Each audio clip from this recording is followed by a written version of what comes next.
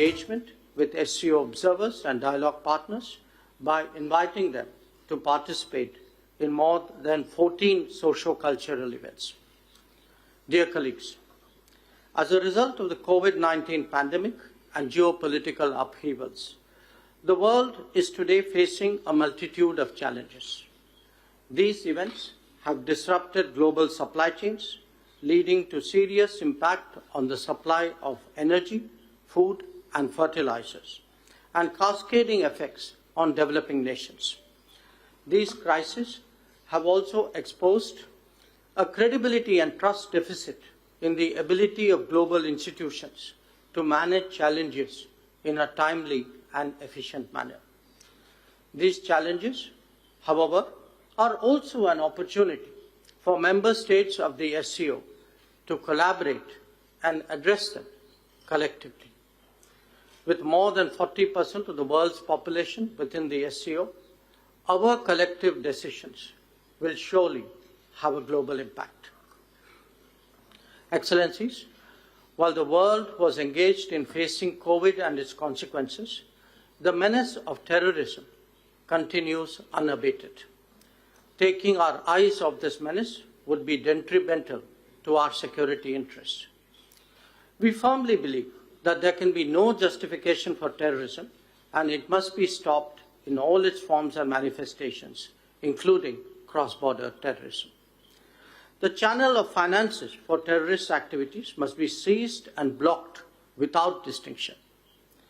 Members need not be reminded that combating terrorism is one of the original mandates of the SCO. The unfolding situation in Afghanistan remains at the center of our attention. Our efforts should be directed towards the welfare of the Afghan people. Our immediate priorities include providing humanitarian assistance, ensuring a truly inclusive and representative government, combating terrorism and drug trafficking, and preserving the rights of women, children, and minorities.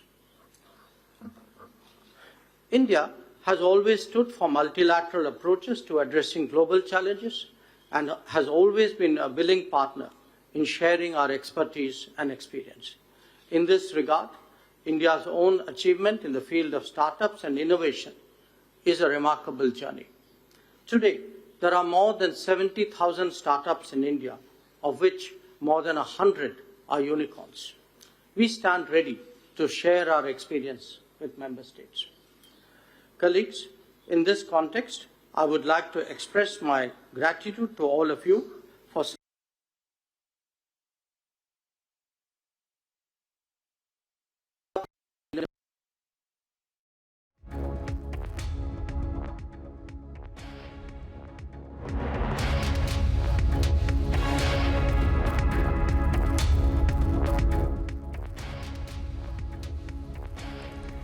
Well, it's day 2 of the Shanghai Cooperation Organization Foreign Ministers meet be underway in Goa today.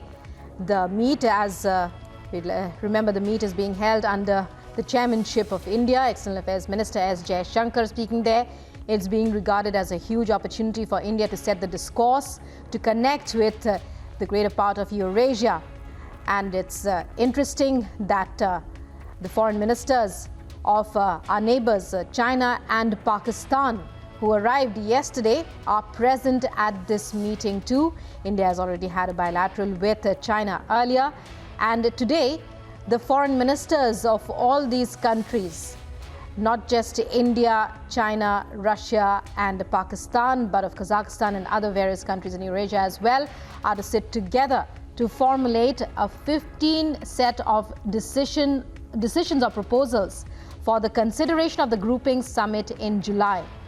And the proposals will be aimed at expanding cooperation among the member countries in the areas of trade.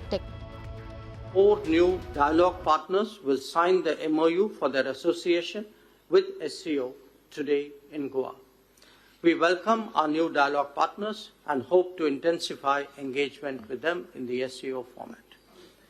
Excellencies, India has proposed a New Delhi declaration as an SCO Summit declaration and 4 other thematic joint statements on cooperation in de-radicalization strategies, promotion of millets, sustainable lifestyles to address climate change, and digital transformation.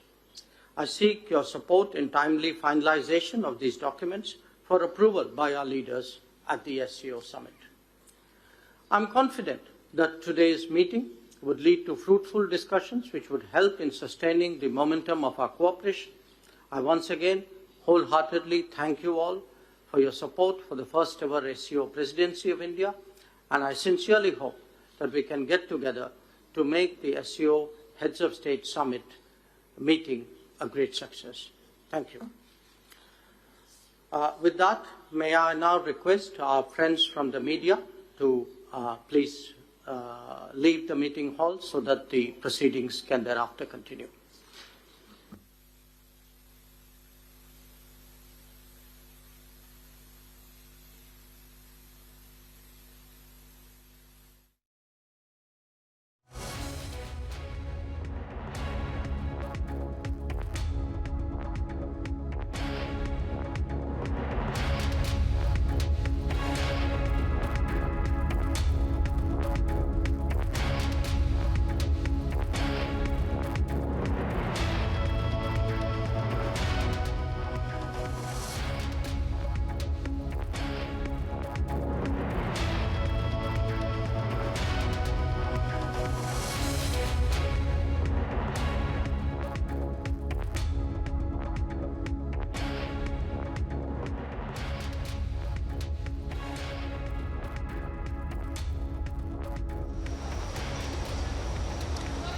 All right, so continuing to get you the latest from the SCO Summit. Remember, it is day 2, and a short while ago, we got you pictures of EAM Jaishankar welcoming all the foreign ministers. That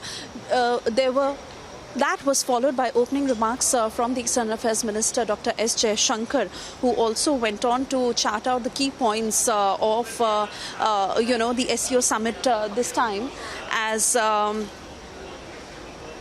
he very categorically said how India is really paving the way for the SCO that comprises of more than 40% of the world population, and the collective efforts that will really show the impact of what it has. He also went on to talk about how there is absolutely no justification for terrorism, and the SCO is collectively making efforts where India is playing a very active role when it comes to combating terrorism. He also went on to say that India has always stood for global challenges, and that was very, very visible, especially during the COVID situation, and how India really throttled its way through, not just to help itself, but also went on to help several countries across the globe to combat COVID. He also went on to say that the menace of terrorism continues unabated, and that is also one of the key issues of the SCO, where India is playing a very active role on that. He added that there can be no justification of terrorism, including cross-border terrorism, which, remember, is also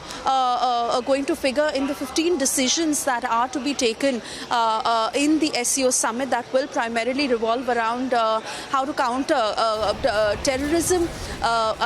It is also about regional stability. So we have to slip into a very short commercial break on that note, but we'll be back on the other side with the very latest from the SCO Summit in Goa, where the foreign ministers are meeting.